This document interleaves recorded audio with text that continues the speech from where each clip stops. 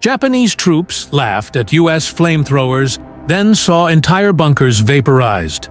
Solstices, Act 1, The Hook, 0 o'clock to 2 o'clock. February 19th, 1945, 0902 hours, Iwo Jima. Lieutenant Colonel Takechi Nishi stood in the mouth of his concrete bunker, binoculars pressed to his eyes, watching the American landing craft vomit thousands of Marines onto the black volcanic beaches below. He smiled. Not because he was cruel. Nishi was an Olympic gold medalist, a horseman, an aristocrat who trained at Fort Bliss and drunk bourbon with American officers. He knew them, respected them even. He smiled because he understood mathematics. The Americans were walking into a killing zone engineered by General Tadamichi Kuribayashi himself. 11 miles of tunnels, 1,500 rooms carved into solid rock, bunkers with walls 5 feet thick, interconnected fortifications that turned the entire island into a single fortress. Every position had 3 escape routes. Every tunnel had ventilation shafts. Every bunker could support 3 others. Nishi had read the American field manuals, studied their doctrine at Fort Bliss back in '32. The U.S. Marine Corps trained for rapid assaults. Speed, momentum, overwhelming firepower to break defensive lines in 72 hours, maximum. Kuribayashi's plan was simpler. There were no lines to break. "They will bring their flamethrowers," Nishi said to his second-in-command, Captain Ono. "The portable ones, M2 models. Maximum range 40 yards. Fuel capacity 4 gallons. Effective duration 7 seconds." Ono nodded. Every Japanese officer on Iwo Jima had received the technical briefings. They'd watched training films captured from Tarawa. The flamethrowers looked terrifying in propaganda. In practice, different story. 7 seconds, Nishi repeated. To clear a bunker built like ours, they would need 60 seconds minimum. They will run empty before they penetrate 10 feet into our tunnels. The math was elegant. Bunkers angled at 45 degrees, blast walls every 15 feet. Fire couldn't bend around corners, couldn't flow uphill against its own convection. The Americans would waste their fuel on concrete and basalt rock that had witnessed volcanic heat 10,000 times more intense than burning gasoline. And even if they somehow reach the inner chambers, Ono added, we fall back through the tunnels. They cannot follow with those tanks on their backs. Too narrow, too hot. They will remove the tanks, and then... Nishi lowered his binoculars. Through the volcanic haze, he could see Marines setting up their equipment on the beach. Some of them were indeed carrying the bulky cylinders. Then we counterattack and retake the position, he finished. They will learn, Captain. These flamethrowers are psychological weapons. Theater. They work against grass huts in the Philippines. Against our positions? He gestured at the reinforced concrete around them. Gun ports designed with overlapping fields of fire. Ventilation systems that pulled smoke out even as it entered. Emergency exits that led to 3 different tunnel networks. Impossible. What Lieutenant Colonel Nishi didn't know, what none of the Japanese commanders knew, was that at 0830 hours that morning, 32 minutes before he raised those binoculars, 8 modified M4 Sherman tanks had rolled off LSM-43 onto the black beach of Iwo Jima. The tanks had no cannons. Instead, mounted where the 75mm main gun should have been, each tank carried something the Japanese had never seen before. Something not in any intelligence report. Something that was about to rewrite the mathematics of underground warfare. The Americans called them Zippos. and they were about to turn Nishi's concrete fortress into a crematorium. Act 2. The Underdog's World, 2 o'clock to 8 o'clock. 6 months earlier, August 1944. Pearl Harbor Naval Yards. Marine Corps Gunnery Sergeant Clifford E. Martin stood in a repair hangar that smelled like burnt metal in desperation, staring at a flamethrower that had just failed its 7th consecutive field test. "That's it," said Colonel Unmacht from Ordnance. "Project terminated. We're done with portable units. They don't have the range, don't have the duration, and half the operators become casualties before they get close enough to use them." Martin didn't argue. He couldn't. The numbers were brutal. At Saipan, Marine flamethrower operators had a 92% casualty rate. 92%. The M2 flamethrower weighed 68 pounds, fully loaded. Made you slow. Made you obvious. Made you a priority target. The fuel tanks were essentially bombs strapped to your back. And for what? 7 seconds of flame that couldn't penetrate reinforced positions. Martin had used an M2 at Tarawa. He'd stood 15 yards from a Japanese pillbox and emptied his entire tank. The flame was impressive, terrifying. It scorched the concrete black and sucked the oxygen from the air. Then he'd run out of fuel. The Japanese soldiers inside waited 30 seconds for the fire to dissipate, then opened up with a Nambu machine gun. Martin survived only because the Marine next to him didn't. Took 3 rounds meant for Martin's center mass. "What if we don't make it portable?" Martin said. Unmacht was already walking away. "What?" "The problem is the fuel capacity. 4 gallons, 7 seconds. We can't make a backpack unit bigger without making the operator immobile. But what if the operator doesn't carry it? A towed unit?" Unmacht shook his head. "We tried that at Tarawa. Even worse. Can't maneuver, can't take cover." "No, sir. Not towed." Martin pointed through the hangar doors at the tank park outside. "Mounted." Unmacht followed his gaze. "We already have flamethrower tanks. The Satan. British design. They're effective, but rare. Production is—" "Not production tanks, sir. Conversions. Field conversions. Take standard M4 Shermans, remove the main gun, install flamethrower equipment in the turret. The tank's armor protects the operator. The tank's fuel capacity, 165 gallons, feeds the weapon. And the tank can get right up against fortifications." For 10 seconds, Unmacht said nothing. Then, "That's the dumbest thing I've heard all week." Martin waited. "You want to remove the primary weapon system from our main battle tank and replace it with a flamethrower, making it defenseless against other tanks." "Yes, sir. In the Pacific Theater, where we have air and naval superiority, and the Japanese have no armor to speak of." "Yes, sir.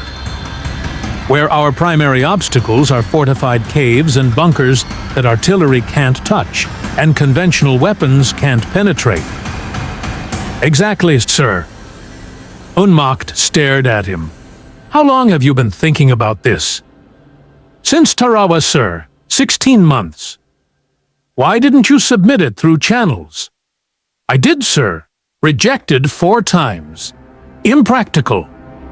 Waste of armor assets. Insufficient tactical justification." Unmacht walked over to a desk, moved some papers, found what he was looking for, a casualty report from Saipan. He didn't open it. He already knew what it said. "How many tanks would you need to prove the concept?" 3, sir, for initial trials."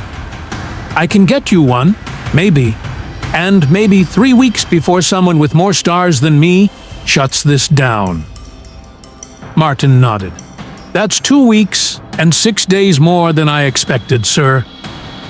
3 weeks later, Martin had his tank. A battle-worn M4A3 with a burned-out transmission and a cracked turret ring.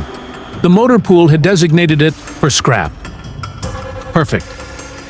The engineering challenge wasn't the flamethrower mechanism itself. That technology was proven. The challenge was integration. How do you mount a flamethrower that can project flame 80 yards from a turret designed for a 75 mm cannon? How do you feed it fuel without turning the tank into a rolling bomb? How do you aim it, protect the nozzle, prevent backflash? Martin assembled a team, not through official channels. Those had already rejected him 4 times. He found volunteers, misfits.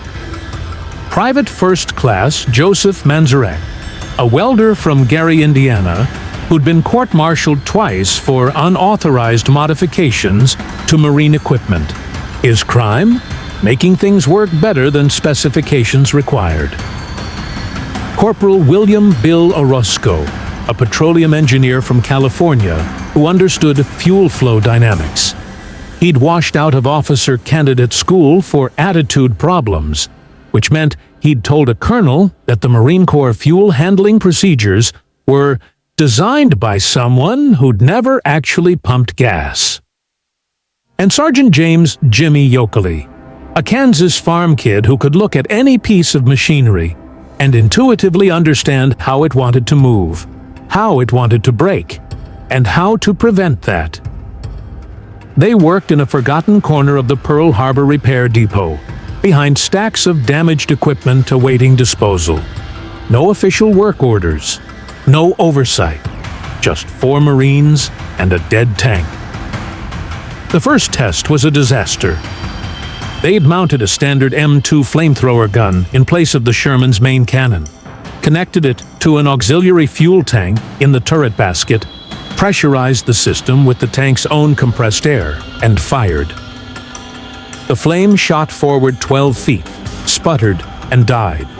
Then the fuel tank ruptured from overpressure, flooding the turret with raw gasoline. Manzarek had ignited a cigarette 30 seconds earlier. The explosion blew the turret hatches off. Martin threw Manzarek out of the tank so hard the private landed 15 feet away. Orozco emptied 2 CO2 extinguishers into the turret. Yokley hit the emergency fuel cutoff valve that he'd installed specifically because he'd predicted something exactly like this would happen. The tank didn't explode, but it came close enough that Martin could feel his eyebrows crinkle from the heat. "Well," Orozco said, staring at the smoking turret, "now we know that doesn't work." "Pressure differential," Yokley said. He was the calmest of them, always. "The fuel's under pressure. The turret's at ambient. When you open the valve, you get catastrophic expansion." "In English," Martin said, "we're essentially trying to fire liquid gasoline through a gun designed for a solid projectile. The physics are completely different. We need a new gun. Purpose-built." They didn't have time to manufacture a new gun. They had 11 days left before Colonel Unmacht's protection evaporated. So they improvised. Yokley knew a Navy repair facility on Ford Island that was scrapping damaged PT boats. PT boats used torpedo tubes. Torpedo tubes were essentially precision pipes designed to fire heavy objects long distances while maintaining aim and preventing backblast. At midnight, Yokley and Manzarek borrowed a damaged torpedo tube from a PT boat that would never sail again. No paperwork, no permission. Just a forklift, a truck with no headlights, and confidence that God protects fools and Marines in equal measure. They cut the tube down to 6 feet, mounted it in the Sherman's turret, connected it to a completely redesigned fuel system that Orozco had sketched on the back of a menu from the mess hall. This system used 2 fuel tanks, one pressurized, one atmospheric, with a regulator valve between them. Gravity feed from the atmospheric tank, controlled pressure injection from the pressurized tank, and a system of baffles that prevented vapor accumulation. The morning of their second test, it rained. Not a drizzle, a tropical storm that turned the testing ground into soup. Colonel Unmacht arrived in a jeep, uniform soaked, expression suggesting he'd rather be literally anywhere else. "Sisu, this is your last chance, Martin. Show me something, or I'm recommending this entire project for official termination, not just bureaucratic limbo." Martin climbed into the tank. Yokely took the assistant gunner position. They'd built a target 60 yards away. Sandbags stacked around steel drums filled with water, simulating a bunker. Martin aimed, checked the pressure gauge, said a prayer to whatever saint protected crazy Marines. Fired. The flame erupted from the modified torpedo tube like a horizontal volcano, not the flickering orange fire of the M2. This was different. Denser. White-hot at the core. It crossed 60 yards in less than 2 seconds, 3 times the range of a portable flamethrower, and slammed into the sandbag target with physical force. The sandbags didn't just burn, they vaporized. The water in the steel drums flashed to steam instantly. The drums themselves warped and collapsed. The flame kept burning, kept pushing, kept projecting for 15 seconds. 20. 30. Martin released the trigger. The flame cut off cleanly. No residual drip. No dangerous vapor cloud. The target was gone. Not damaged. Gone. In its place was a patch of ground so hot it had fused into black glass. Macht stood in the rain, staring. How much fuel did that consume? 40 gallons, sir, Orozco called from the tank. We have 125 gallons remaining. So you can do that 3 more times. At that duration, yes, sir. Or we can fire shorter bursts and engage a dozen targets, or one very long burn for cave clearance. Unmacht was quiet for 30 seconds. Then, how many tanks can you convert? How many can you get us, sir? How fast can you train operators? Sir, with respect, every tank operator in the Marine Corps already knows how to drive a Sherman and traverse a turret. This uses the same controls. We can train a crew in 6 hours. Macht looked at the fused glass, still steaming in the rain. I'm authorizing immediate conversion of 8 units. You have 4 weeks. Training begins simultaneously with conversion. And Martin? Sir? This better work at Iwo Jima, because if it doesn't, we'll have wasted 8 Sherman tanks, thousands of man-hours, and congressional budget that I diverted from other projects without authorization. Martin grinned. It'll work, sir. What Martin didn't say, what he was thinking as he stood in that rain, watching the test targets remains cool from white-hot to cherry red, was that this weapon terrified him. He'd wanted to save Marine lives, to give them a tool that could crack bunkers without suicidal frontal assaults. But watching that flame, feeling the heat even from 60 yards away, seeing how completely it had erased the target, this wasn't a tool. This was something else. Act 3. The Hidden Advantage, 8 o'clock to 15 o'clock. February 19th, 1945, 10:47 hours, Iwo Jima, Green Beach. Corporal Danny Fioretti crouched behind a wrecked LVTP, trying to make himself smaller than physics allowed, as machine gun fire from Mount Suribachi turned the volcanic sand around him into a fountain of black dust. His flamethrower tank, they'd nicknamed it Hell on Tracks, sat 30 yards behind him, intact, but cut off. The beach was a catastrophe. LVTPs burning, Marines pinned down behind anything that could stop bullets, artillery falling so consistently it sounded like industrial machinery. The Japanese bunkers were everywhere. You couldn't see them until they opened fire. Then you'd spot the gun port, just a slit in what looked like natural rock. And by then, 2 of your friends were already down. Fioretti, Staff Sergeant Kowalski slid into cover beside him, face black with volcanic sand stuck to sweat. "Command needs that Zippo forward. We got a bunker complex 50 yards up the beach that's chewing apart the entire landing."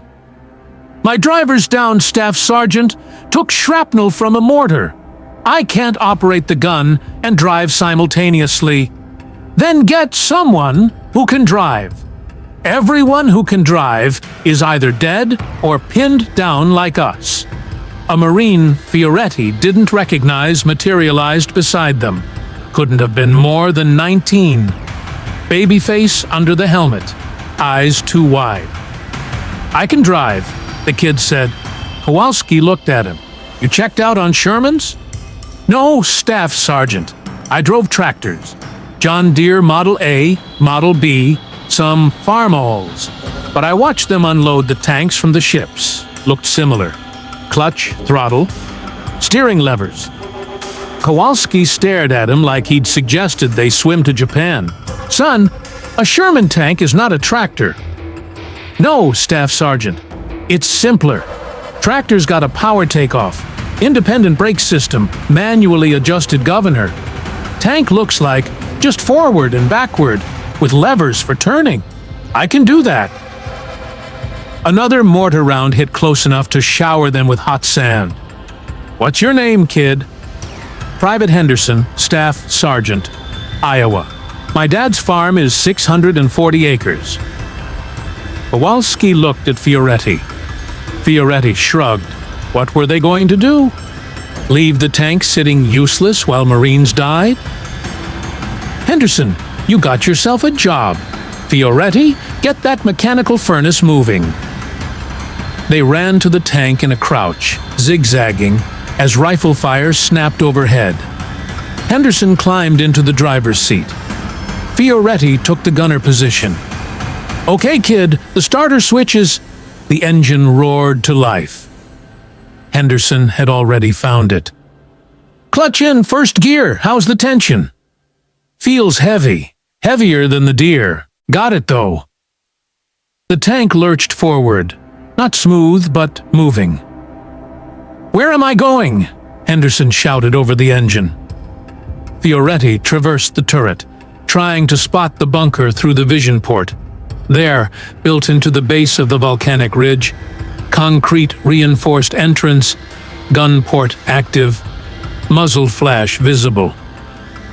"Straight ahead, 50 yards, slight right, you'll see the gun port."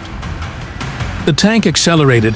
Henderson was getting the feel for it, smoothing out the gear changes. Marines scattered out of their path. Some cheered. At 20 yards, Fioretti could see into the gun port. Dark interior. Movement. The barrel of what looked like a Type 92 machine gun tracking toward them. 10 yards, kid! Get me closer! The Japanese machine gun opened fire. Rounds spanged off the Sherman's front armor, making sounds like giant hammers on sheet metal, but not penetrating. 5 yards. Fioretti aimed, centered the gun port in his sight. "Stop!" Henderson hit the brakes. The tank slewed sideways in the volcanic sand. Fioretti fired. The flame shot forward with a sound like tearing fabric, only enormous. It hit the bunker entrance and didn't stop. Didn't splash off like water. It penetrated, forced itself through the gun port like something alive, something hunting. Fioretti could see it in his mind's eye from the training. The flame entering the bunker, expanding, consuming oxygen, raising the temperature to 2,000 degrees Fahrenheit in under 3 seconds. He held the trigger for 10 seconds, released. Silence from the bunker. Then smoke. Black, chemical smoke began pouring from the gun port. From cracks in the concrete they hadn't even seen. From a ventilation shaft 20 feet away that they didn't know existed. "Back up! Back up!" Fioretti shouted. Henderson threw the tank in reverse, just as something inside the bunker exploded. Ammunition cooking off. The gun port vomited flame. Not Fioretti's flame, something else. secondary explosions that said the bunker's entire ammunition supply was going up. "Target destroyed!" Fioretti yelled into the radio. "Bunker is neutralized." Zippo 1, this is command. Confirm complete destruction? Affirmative. Bunker is... Wait. A Japanese soldier stumbled out of a hidden exit 15 yards from the main entrance. His uniform was on fire. He took 3 steps and collapsed. 2 more emerged behind him, not on fire, but moving like drunk men. One fell immediately. The other made it 10 feet before a Marine rifleman, showing more mercy than rage, shot him. "Confirmed," Fioretti said into the radio. "Complete destruction. Zippo 1, we have 8 more bunker positions identified. Can you proceed?" Fioretti checked his fuel gauge. "Affirmative. Still have 140 gallons." They moved up the beach. The second bunker was built into a natural lava tube, invisible from most angles. The gun port was so well concealed that conventional forces would have needed aerial reconnaissance to spot it. But the Japanese defenders inside made a fatal mistake. They fired on the tank. Henderson drove straight toward the muzzle flash. This time, Fioretti fired for 15 seconds. Wanted to make sure. The flame penetrated the narrow opening, and he could hear it echoing inside the lava tube, bouncing, expanding, finding every pocket and chamber. When he stopped, the volcanic rock around the entrance was glowing red. Bunker 3 was different. Reinforced concrete, multiple gun ports, clearly a command position. The Marines had already hit it with artillery. He could see the impact craters, but the bunker was intact. "This one's gonna take more," Fioretti told Henderson. They got within 3 yards, close enough that Fioretti could have reached out and touched the concrete. The Japanese inside were firing. He could hear rounds pinging off their armor, but they might as well have been throwing rocks. He aimed at the primary gun port. Fired. The flame went in. He kept firing. 20 seconds. 30. 40. The concrete around the gun port began to change color. Gray to brown to black. The flame was so intense, it was cooking the moisture out of the concrete itself. At 50 seconds, his flame sputtered. The pressurized fuel tank was empty. He switched to the atmospheric tank, which had lower pressure, shorter range, but still the bunker exploded. Not ammunition this time, something else.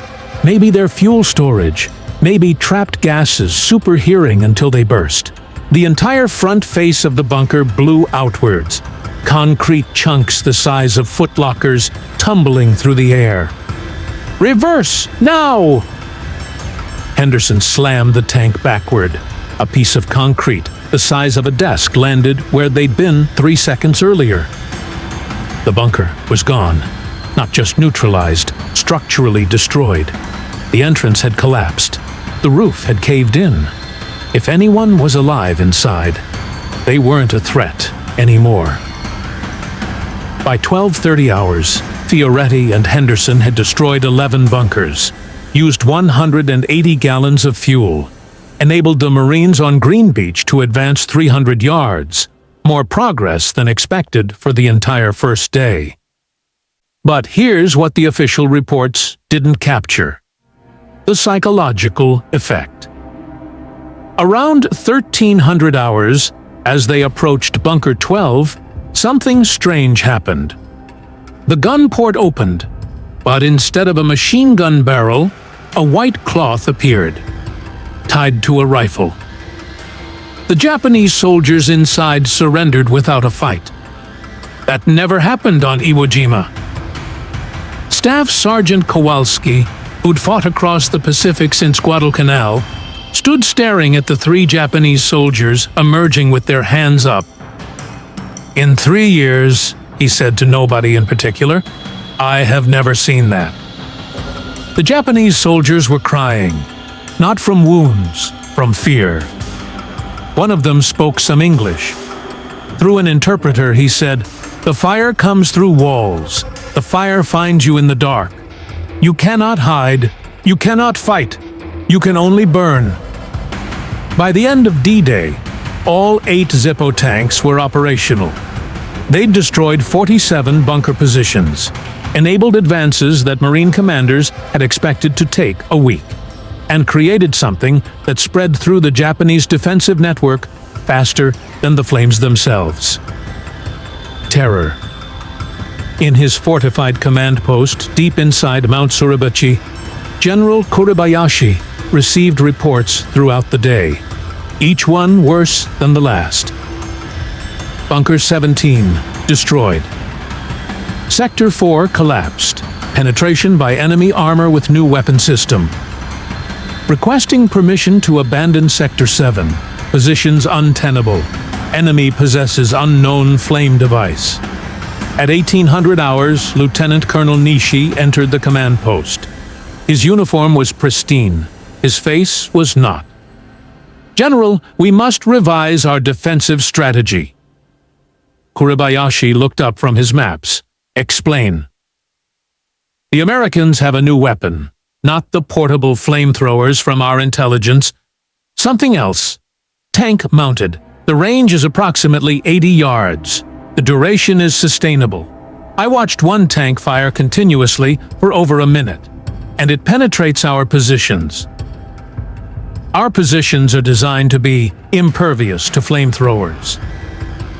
"Yes, sir. Designed against weapons with 7-second burn time and 40-yard range. This weapon has neither limitation." Kuribayashi was quiet.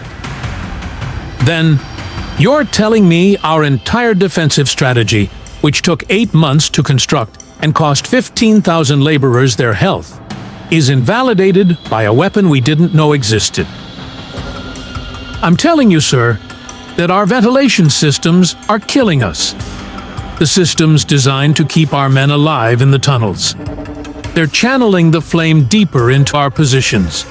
The interconnected tunnels that allow tactical flexibility. They're allowing the fire to spread to positions the Americans cannot even see. And our concrete, which withstands their artillery, retains the heat. Men are cooking inside bunkers that show no external damage." Kuribayashi stood, walked to a tactical map of their defensive positions, stared at it. "How many tanks?" "Unknown. I've confirmed 8 different units. There may be more." "And our countermeasures?" Nishi hesitated. "None, sir. Anti-tank guns are effective against the armor, but the Americans are supporting these tanks with infantry and conventional armor. To get a firing solution on the flame tanks, we expose our positions, and then..." He didn't finish. "And then they burn us out." "Yes, sir." Kuribayashi was silent for a long time.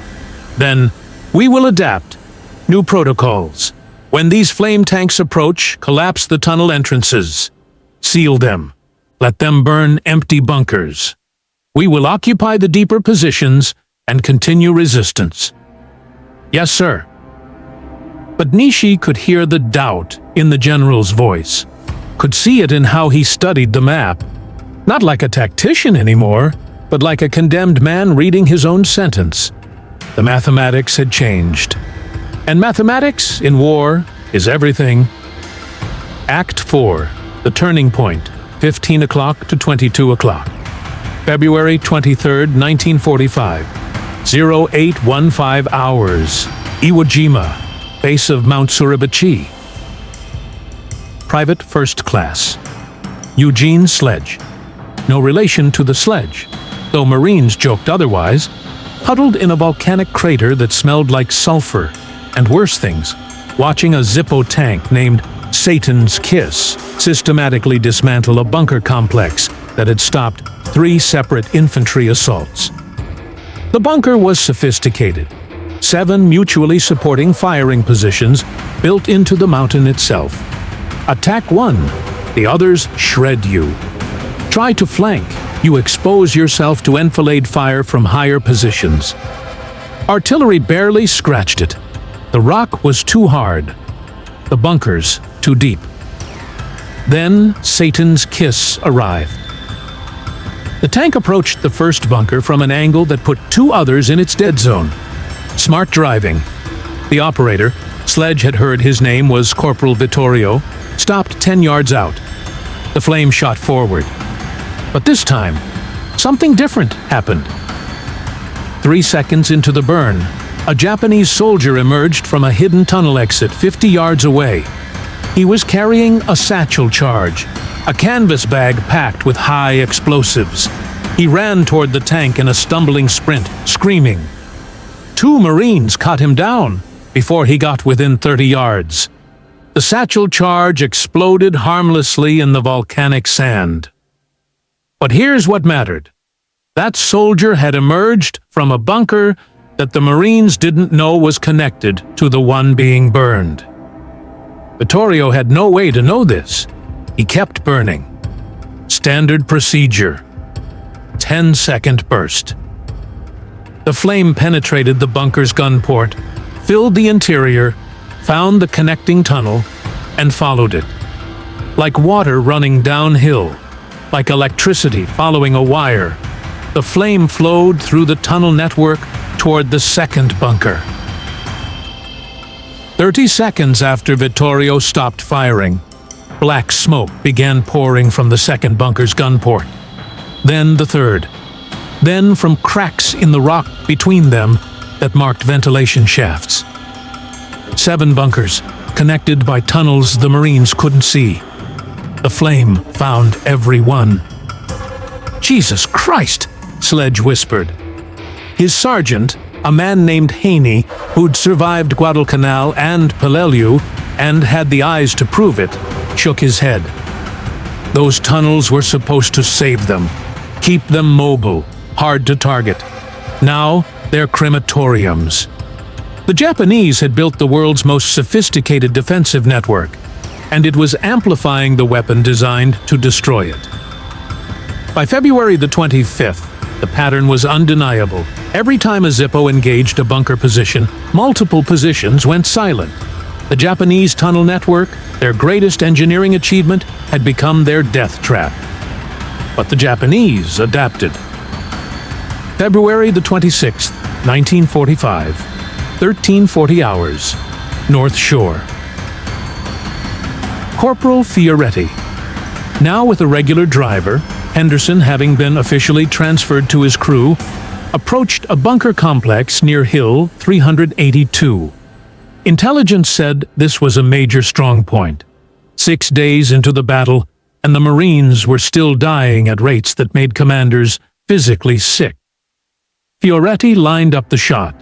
Standard approach, by now routine. Get close, aim, burn. He fired. The flame hit the gun port and bounced off. Not splashed, bounced. Reflected backward like light off a mirror. Reverse! Henderson threw the tank backward. The reflected flame dissipated in open air, but for 3 seconds, Hell on Tracks had been in danger of burning itself. Command Zippo 3. Target has some kind of reflective barrier. Flame is ineffective. Higher up the chain, Marine intelligence officers scrambled. Within an hour, they had reports from other Zippo crews. The Japanese were adapting, installing metal shields at angles that deflected flame, sealing off tunnel networks with explosive charges that collapsed entrances, and, most dangerous, targeting the Zippo tanks, specifically with coordinated anti-tank fire. On February 27th, Zippo 5 took a direct hit from a 47 mm anti-tank gun. The round penetrated the thinner side armor, ignited fuel in the turret basket. The crew had 15 seconds to evacuate before the tank became an inferno. 4 men got out. The loader didn't. His name was Private First Class Robert Hernandez, 22 years old, from Albuquerque. He'd survived the initial hit. but his leg was pinned under a collapsed seat mount. The other crew members tried to pull him free. The fire spreading through the turret said they had seconds, not minutes. The tank commander, Lieutenant Marks, made the decision, ordered everyone out. They obeyed because you obey in situations like that, even when every instinct screams otherwise. Hernandez burned alive. They heard him screaming for 11 seconds. That night, in a field medical tent, Gunnery Sergeant Martin, who'd been embedded with the Zippo units as technical advisor, stared at Hernandez's charred dog tags. "This is my fault," he said. Lieutenant Marks, his hands bandaged from trying to pull Hernandez free, shook his head. "You built a weapon that saved hundreds of Marine lives, maybe thousands. One man died. That's war. One man burned to death inside a machine I designed. 5 men would have died assaulting that bunker the old way. 10 men, 20. You know this, Gunny. Why are we even having this conversation?" Martin didn't answer. He was thinking about that first test at Pearl Harbor, how the flame had vaporized the target, how it had terrified him even then.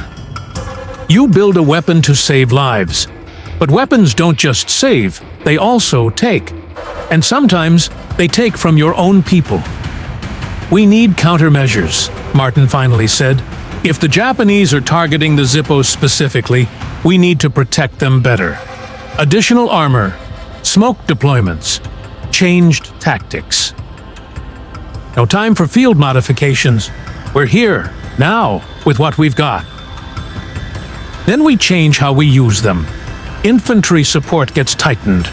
Zippos only advance with overwhelming covering fire.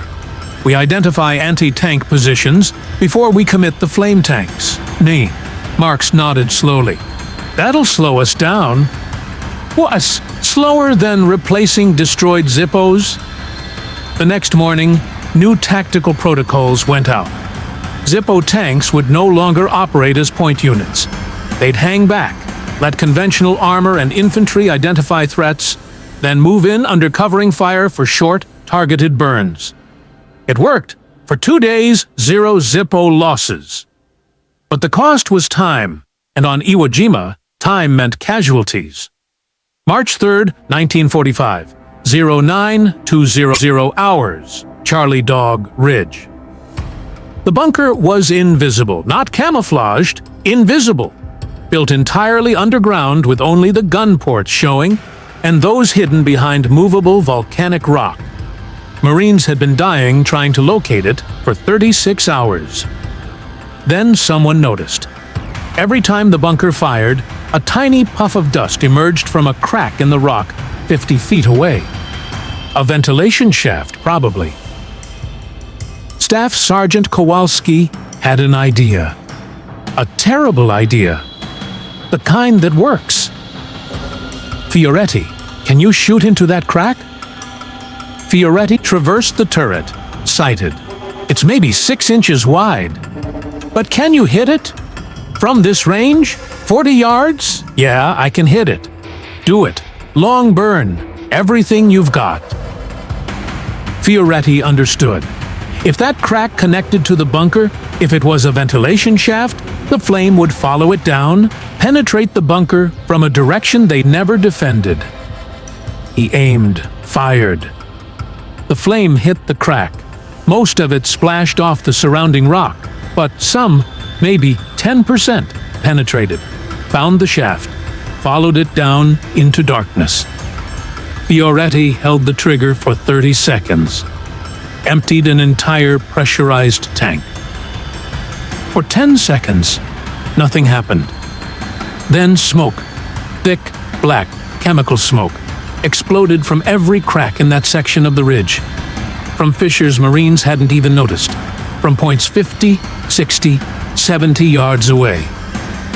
The entire bunker complex, 6 firing positions, 200 feet of tunnels had been connected, and the flame had found all of it. Japanese soldiers emerged from hidden exits, coughing, stumbling, uniforms scorched. 23 of them. Most surrendered immediately. A few tried to fight and died within seconds. But it was the interrogation afterward that revealed the magnitude of what had just happened. The senior Japanese officer, a captain named Nakamura, spoke through an interpreter, still coughing from smoke inhalation. "You have created a devil weapon. We build positions that withstand your bombs, your artillery, your tanks. We connect them for strength, for mobility, and you turn our strength into our death. Your positions are well designed," the Marine interrogator said. "Our positions are crematoriums. The fire finds the tunnels. The tunnels pull the fire deeper, like a man gasping for breath. The concrete holds the heat. In some bunkers, men do not burn. They simply cook. The air becomes too hot to breathe. Your weapon kills men 3 bunkers away from where you fire." The interrogator wrote this down, then asked, "Why did you surrender? Your orders are to fight to the death." Nakamura looked at him with eyes that had seen something beyond orders, beyond duty. "You cannot fight fire. You cannot shoot it. You cannot stab it. It finds you in the dark where you thought you were safe. It follows you through the tunnels when you retreat. Some of my men went mad before they died. They tried to dig through solid rock with their hands." He held up his palms. They were bloody, fingernails torn away. "I did this. For 3 hours I tried to dig through volcanic rock because I could hear the fire coming. Could hear it in the tunnels like wind, but wind that screamed. And when it found us, when it came around the final corner..." He stopped, stared at nothing. "We had 12 men in that bunker. When the fire came, we had nowhere to go. The tunnel behind us had collapsed. Your engineers did that 2 days ago. The tunnel forward led toward the fire. We were trapped." "How did you survive?" "I did not survive. I am dead. You are interviewing a ghost." The interpreter hesitated, unsure if that was literal or poetic or something broken in the man's mind, decided to interpret it literally. The interrogator frowned. "You look alive to me." The fire filled our bunker for perhaps 5 seconds. Then it moved on, searching for new tunnels. But the heat remained. The concrete was glowing. The air was still too hot to breathe. We tried to breathe anyway. 11 men fell. Their lungs had cooked inside their chests. But not you.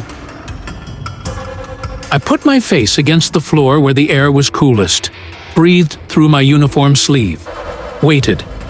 When I could finally move, I crawled to the exit. Some of my men were still alive, I think. I heard sounds, but I could not stay, could not go back. He looked directly at the interrogator. "So you see, I did not survive. The man who was Captain Nakamura, the officer who commanded those men, who had a duty to them, he died in that bunker. I am something else, something that crawled out." The interrogation report ended up on General Tadamichi Kuribayashi's desk on March 4th. He read it twice, then called for Lieutenant Colonel Nishi. "You were correct," Kuribayashi said. "This weapon has invalidated our defensive strategy." "Yes, sir. We have lost approximately 60% of our prepared positions, not to their artillery or bombs, those we withstood, to 8 tanks with flamethrowers." "Yes, sir."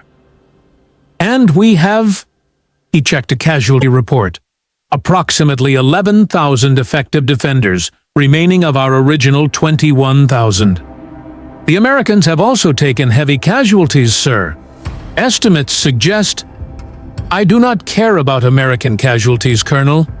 I care that we have lost 10,000 men in 2 weeks to a weapon that we did not anticipate, could not counter, and turned our greatest defensive advantage into our executioner." Nishi had no response to that. Kuribayashi stood, walked to a map of the island, studied it with the expression of a chess master who sees checkmate 6 moves out. How many of these flame tanks remain operational? Intelligence suggests 6 or 7, sir. We've destroyed at least 1, possibly 2. So if we commit everything, every anti-tank gun, every remaining artillery piece, every man willing to charge with satchel charges, we might destroy them all. Possibly, sir. At what cost? Total, sir. It would require exposing every position simultaneously. The Americans would... Yes, they would destroy us completely. Shitsu Kuribayashi returned to his desk. Sat. For a moment, he looked less like a general and more like a very tired man who'd done everything right according to every rule he'd ever learned, and it hadn't mattered. Colonel Nishi, new orders. All positions are to prioritize preservation of personnel over engagement. Avoid direct combat with the flame tanks. Let them burn empty bunkers. Husband our strength for the final defense. Sir, that's admission of defeat, yes, but a slower defeat. We will die on this island, Colonel. That was always certain, but we will die slowly. Make them pay for every yard. That is all we can do now. The orders went out that night. And the character of the battle changed. Act 5. The Reckoning. 22 o'clock. 28:00. March 9th, 1945. 14:15 hours. Iwo Jima, Sector North. The bunker looked abandoned. Gun ports dark. No return fire. Marines had been watching it for 2 hours. Might be empty, Lieutenant Carson said to nobody in particular. We've been seeing that more. They abandon positions now rather than fight. Corporal Fioretti wasn't so sure. Something about the bunker bothered him. The approach was too clear, too easy, like an invitation. Henderson, bring us up slow. Be ready to reverse on my call. They advanced. 50 yards, 40, 30. Still no fire from the bunker? 20 yards. The bunker gun port remained dark and silent. 10 yards. Fioretti centered his sights. Prepared to fire, the volcanic sand 5 yards in front of them erupted. A buried mine, command detonated. The explosion threw black sand and shrapnel against their front armor. No penetration, but the tank rocked backward. Reverse now! Henderson threw the clutch. The tank lurched backward. That's when the real ambush began. From concealed positions 60 yards away, 347 mm anti-tank guns opened fire simultaneously. Not at the tank's front armor where they'd be ineffective. At the sides, the rear, the thinner parts. One round hit the engine deck. Penetrated. The engine didn't explode, but it died immediately, leaving them immobilized. Another round hit the turret ring, the rotating joint between turret and hull. Didn't penetrate, but jammed the mechanism. The turret locked at an angle, unable to traverse. We're disabled, Fioretti shouted into the radio. Taking fire from multiple positions. Need support immediately. Marines poured suppressing fire toward the anti-tank guns. One of the Japanese positions went silent, direct hit from a rifle grenade. But the other two kept firing. A third round hit the fuel tanks. This was it, the moment every Zippo crew feared. The reason they had nightmares about burning alive in their own weapon. But the fuel didn't ignite. Later, engineers would determine why. The round had hit at a precise angle that ruptured the tank without creating sparks. 1 in 1,000 chance. Pure luck.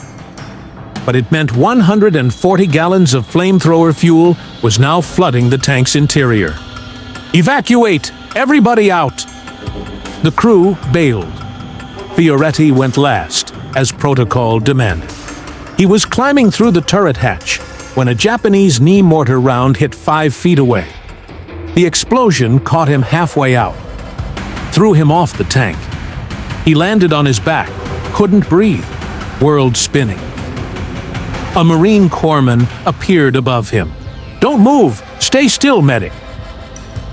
Fioretti tried to tell him about the fuel flooding the tank, about how one spark would turn it into a bomb that would kill everyone nearby. But he couldn't get air into his lungs, couldn't speak. Someone smarter than him understood anyway. Marines were already pulling back, establishing a perimeter, keeping everyone away from the disabled Zippo. Henderson appeared, crouched next to him. The kid's face was bleeding from a dozen small cuts, shrapnel, but he was grinning. "Hell of a ride, Corporal." Fioretti managed to wheeze. "You drove good. Thanks.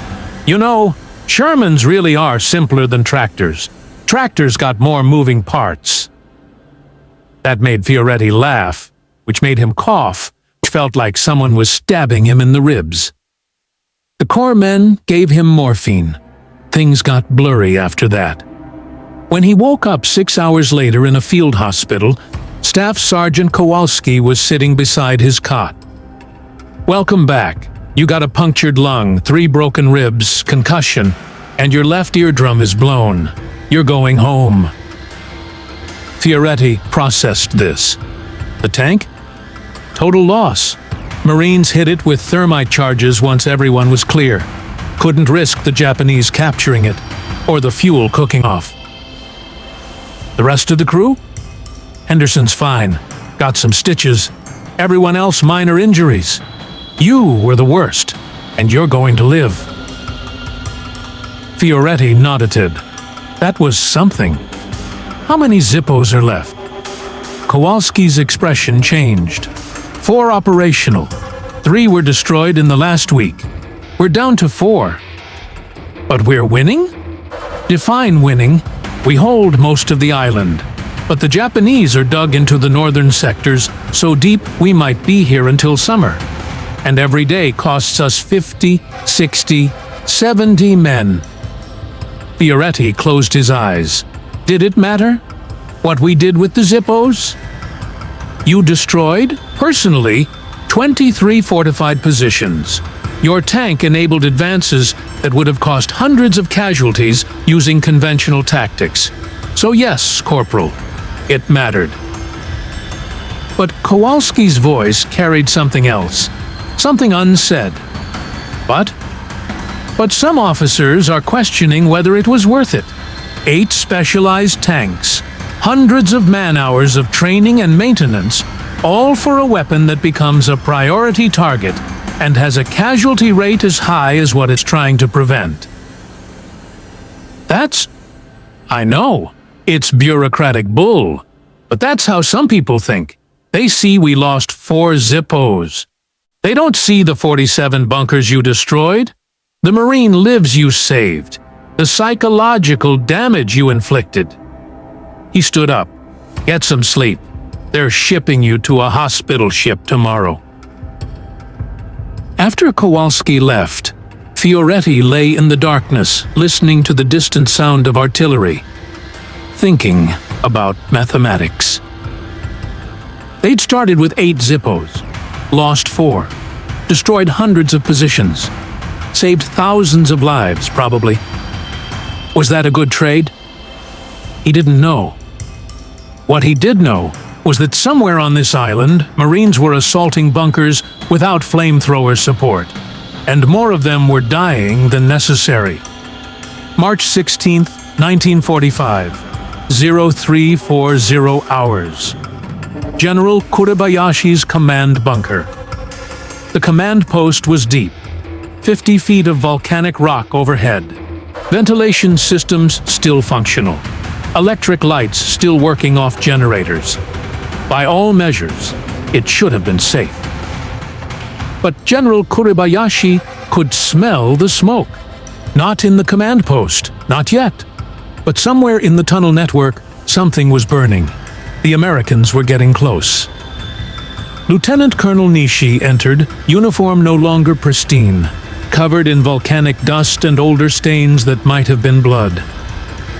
Report, Colonel. The Americans have taken Hill 362A. We've lost contact with the entire western sector. Our remaining forces in the north are cut off. And he hesitated. The flame tanks have reached the outer tunnel network. How many? We've identified 3 different units operating in our area. They're systematically burning every tunnel entrance they find. The interconnected network that was supposed to give us flexibility. They're using it to penetrate deep into positions without ever exposing themselves. Kuribayashi nodded. He'd known this was coming.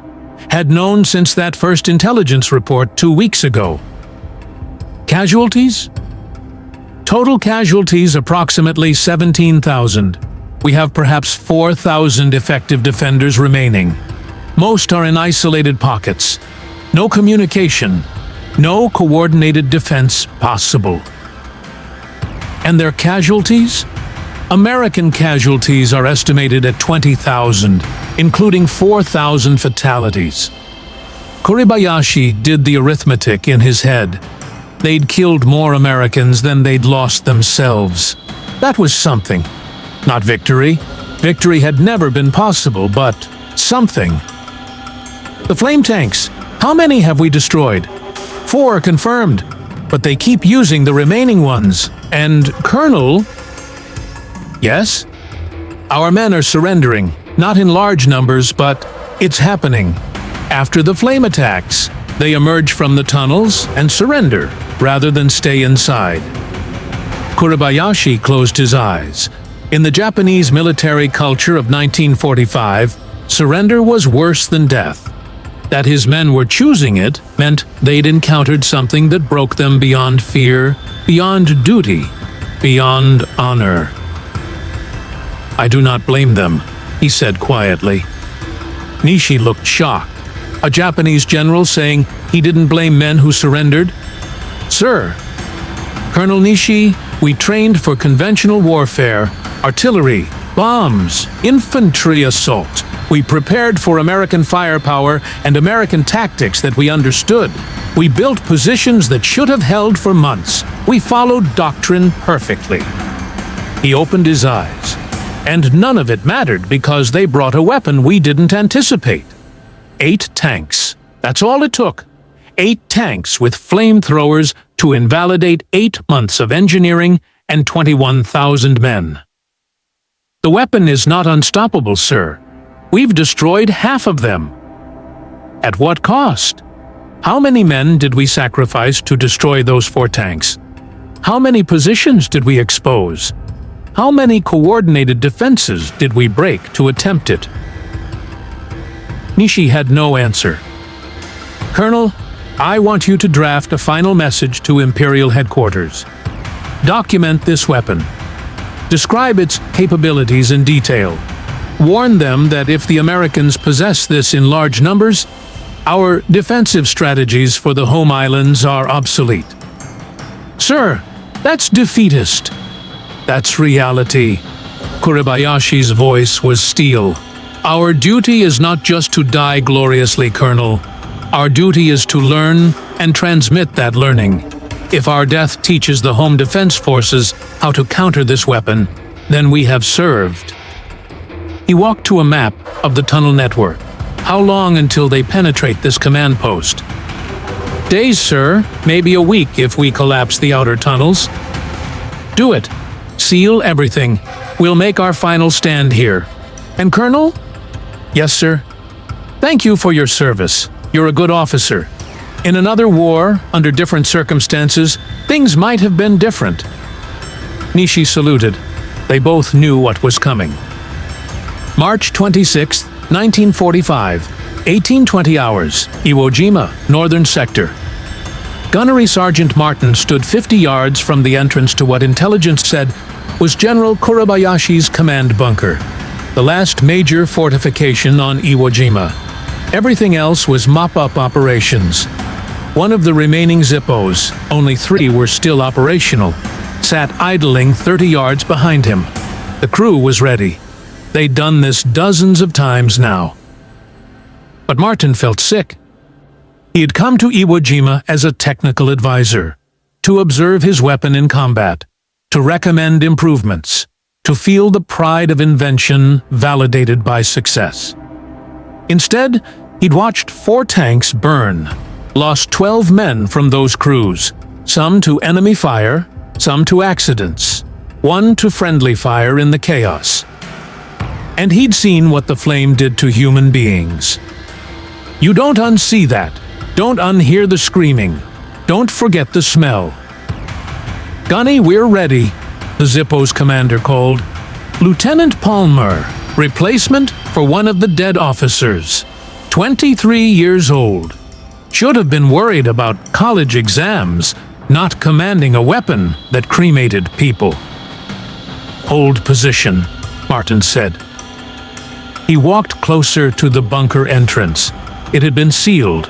Explosives had collapsed the tunnel, leaving just rubble and a crack maybe 4 inches wide. Perfect for the flame to penetrate. Martin knew exactly what would happen.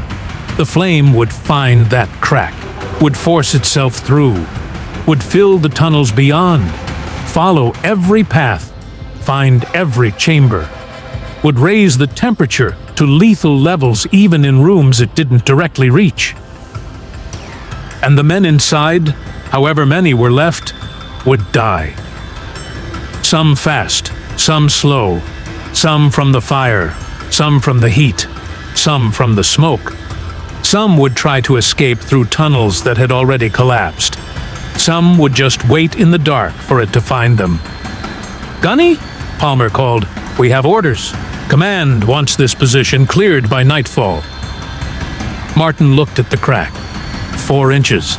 That's all the flame needed. He thought about Tarawa, about the M2 flamethrower that couldn't penetrate bunkers, about how Marines died because they didn't have the right tools. He thought about Pearl Harbor, about Horrifically and Manzarek and Orozco, and their improvised weapon that nobody believed would work. He thought about every bunker this weapon had destroyed, every Marine life it had saved by eliminating positions that would have cost lives to take conventionally.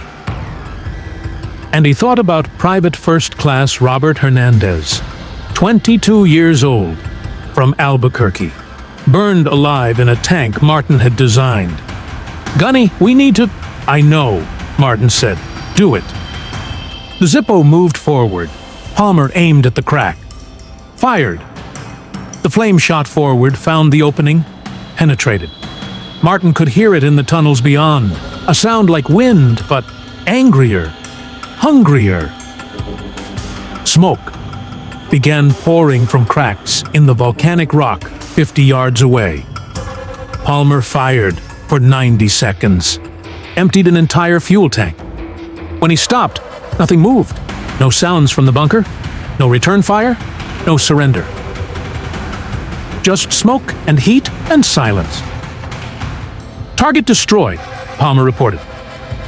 Marines moved forward to verify. Martin didn't follow, didn't want to see, had seen enough.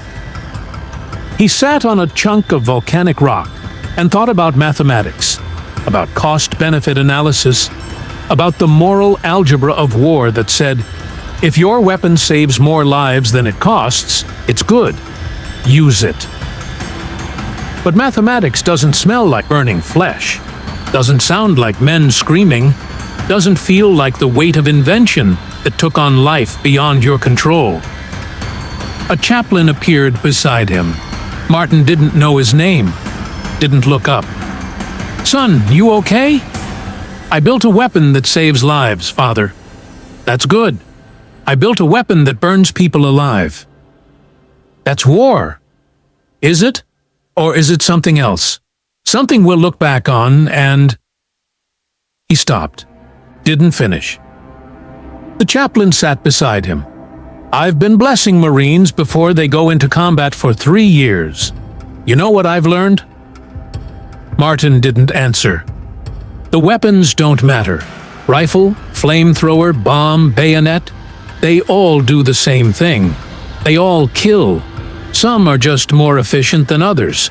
Your weapon is very efficient. That's good and bad. Good because Marines go home alive.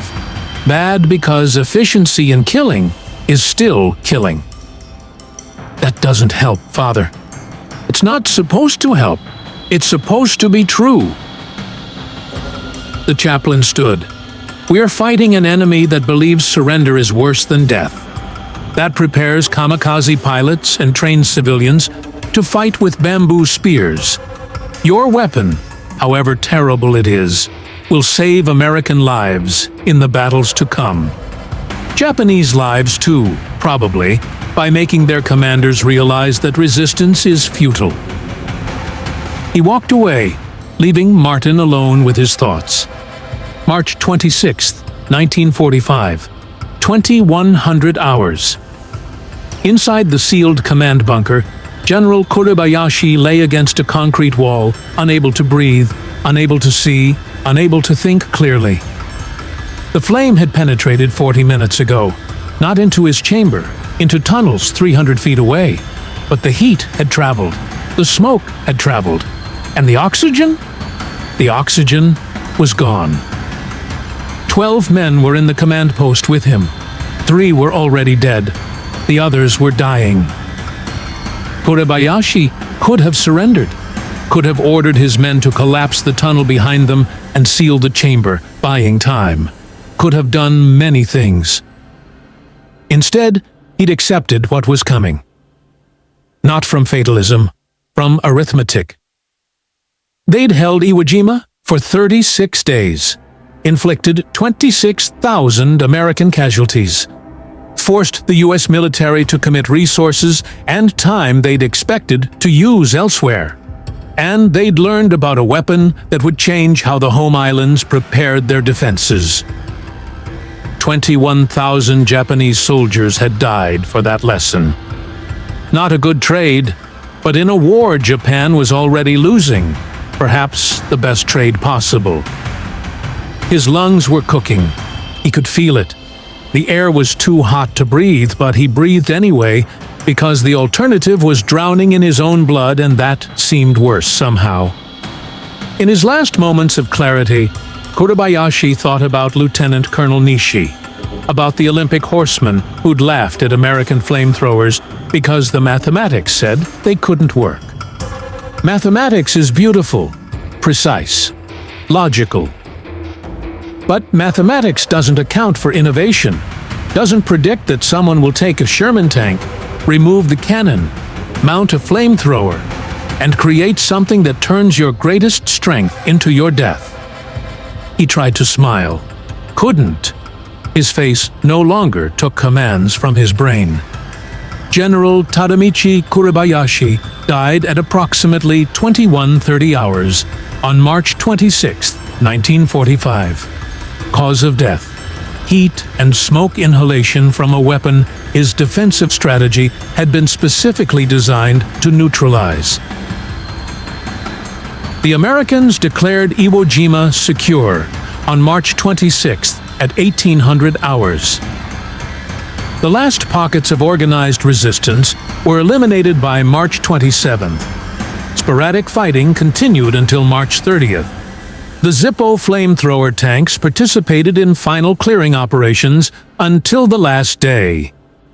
Total Zippo combat operations, 39 days.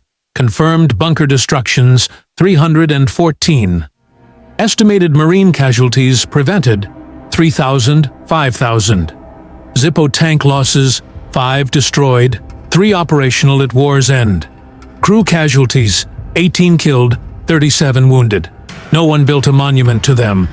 Act 6, The Legacy, 2800, 3000. June 1945, Pearl Harbor Naval Yards. Gunnery Sergeant Martin sat in the same repair hangar where he'd tested the first Zippo prototype 11 months earlier. This time, he wasn't looking at a jury-rigged Sherman with a makeshift flamethrower. He was looking at the production model. The M4A3R3 Crocodile. Official designation. Factory built. Not a field conversion. A purpose-designed flamethrower tank with improved armor, increased fuel capacity, and safety features that his prototype had lacked. The Marine Corps had ordered 40 units, the Army another 30. They were preparing for Operation Downfall, the invasion of Japan itself. "Gunny, the colonel wants your sign-off on the training manual," a lieutenant said, handing him a thick binder. Martin opened it. "Read the first page." The M4A3R3 flamethrower tank represents a new paradigm in bunker warfare, utilizing sustained projected flame to neutralize fortified positions with minimal risk to assault forces. He closed the binder. "It's fine. Approved." The lieutenant looked surprised. "You didn't read it?" "Don't need to. I know what it does." After the lieutenant left, Martin walked outside. The sun was setting over Pearl Harbor, turning the water gold and orange. Beautiful. He'd forgotten things could be beautiful. Colonel Unmacht found him there 20 minutes later. "Martin, congratulations. The Corps is awarding you the Bronze Star for your technical innovations and combat advisory work at Iwo Jima." "I don't want it, sir." "That's not how medals work. You get it anyway." They stood in silence, watching the sunset. "How many men will the crocodiles save?" Martin finally asked. "When we invade Japan?" "Intelligence estimates that Operation Downfall will cost 500,000 American casualties, maybe 1 million. The crocodiles could reduce that by 20%, maybe more. So 100,000 men go home alive because of my weapon?" "Yes." "And how many Japanese die because of it?" Unmacht didn't answer immediately. "Then, does it matter? We didn't start this war, Martin. We're ending it. By burning people alive in bunkers they can't escape. By giving them a reason to surrender before we have to invade. Martin, you know what Japan is preparing? Civilians with bamboo spears, kamikaze attacks on the landing fleet. They're training school children to be suicide bombers. If we invade, the casualties, on both sides, will be apocalyptic. Unless we use weapons so terrible that they'd rather surrender than face them." "Yes, that's exactly right." Martin nodded slowly. "Then I really am a monster." "No, you're a Marine who found a way to save his brothers. Everything else is just philosophy." Unmacht walked away, leaving Martin alone with the sunset and his thoughts. Here's what they don't tell you about innovation. The M4A3R3 Crocodile flamethrower tanks were never used in combat. On August 6th and 9th, 1945, the United States dropped atomic bombs on Hiroshima and Nagasaki. Japan surrendered on August 15th. Operation Downfall was cancelled. The 40 Marine Corps crocodiles were placed in storage, eventually scrapped. But the reports from Iwo Jima reached Japanese Imperial Headquarters in April 1945. Those reports detailed the flamethrower tanks in terrifying specificity, described how interconnected tunnel networks became death traps, how concrete bunkers cooked their occupants, how even the deepest fortifications offered no safety. And Japanese strategists, preparing defenses for the home islands, realized that their planned strategy, deep bunkers, extensive tunnels, fight to the death from fortified positions, was obsolete. Some historians argue that this knowledge, combined with the firebombing of Tokyo and other cities, contributed to the faction within Japanese leadership that advocated for surrender. That without the Zippos, without the terrible mathematics they demonstrated, Japan might have fought longer, might have forced the invasion, might have cost those 1 million casualties that Unmacht predicted. Maybe. We'll never know. What we do know Corporal Danny Fioretti recovered from his injuries, received the Silver Star, returned to his hometown in New Jersey, married his high school sweetheart, raised 3 kids, worked at a steel mill for 40 years, never talked about Iwo Jima. His children didn't know he'd been a flamethrower operator until after he died, when they found the medal in a shoebox in his closet.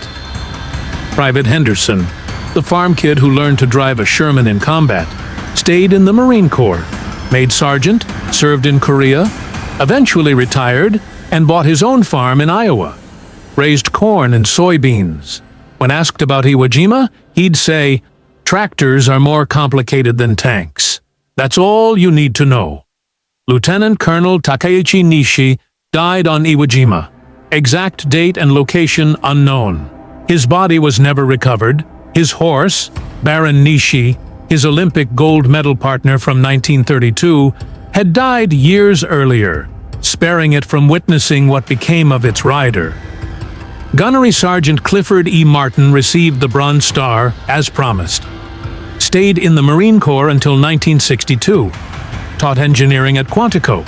Eventually retired, moved to Oregon, spent his final years building furniture in a small workshop.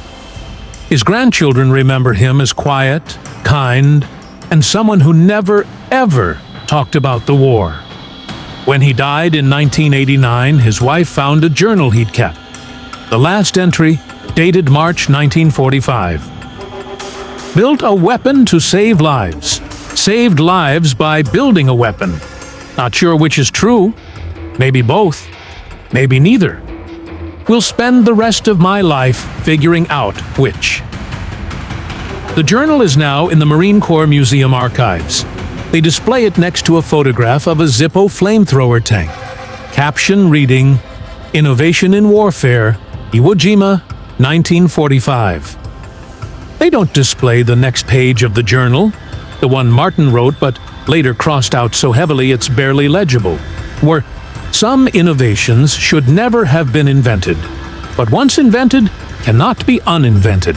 And that's the real curse, not the weapon itself, but the knowledge that we can build such things, that we will build such things, that we'll build worse things tomorrow because we proved we could build terrible things today." So, the lesson, the real lesson, isn't about flamethrowers or tactics or bunkers. It's about assumptions. The Japanese assumed American flamethrowers couldn't threaten bunkers designed to withstand artillery. They were right. Portable flamethrowers couldn't. But they assumed that because portable flamethrowers couldn't, no flamethrower could. They built an entire defensive strategy on that assumption. And one Marine, a guy who'd survived Tarawa and couldn't stop thinking about the problem, invalidated that assumption with a welding torch, a dead tank, and 3 other Marines who were just crazy enough to help. 8 tanks. That's all it took. 8 tanks to crack an island fortress that should have held for months. 8 tanks to save thousands of Marine lives. 8 tanks to demonstrate that your greatest strength, those interconnected tunnels, that sophisticated defensive network, could become your death if your enemy just thinks sideways for 5 minutes. Innovation doesn't come from doing things the way they've always been done. It comes from some stubborn person who looks at impossible and says, "What if we just try?" Sometimes they're wrong. Sometimes they're right. And sometimes, rarely, they're so right that they change warfare itself. The Japanese laughed at American flamethrowers. Then they met the Zippos. And they learned that laughter dies quickly when the walls start glowing red. Remember that the next time someone tells you something can't be done because it's never been done before. Remember that assumptions are comfortable until someone proves them fatally wrong. And remember that 8 tanks, just 8, held by men who had no idea they were making history, change the mathematics of an entire battle. Sometimes, the underdog wins.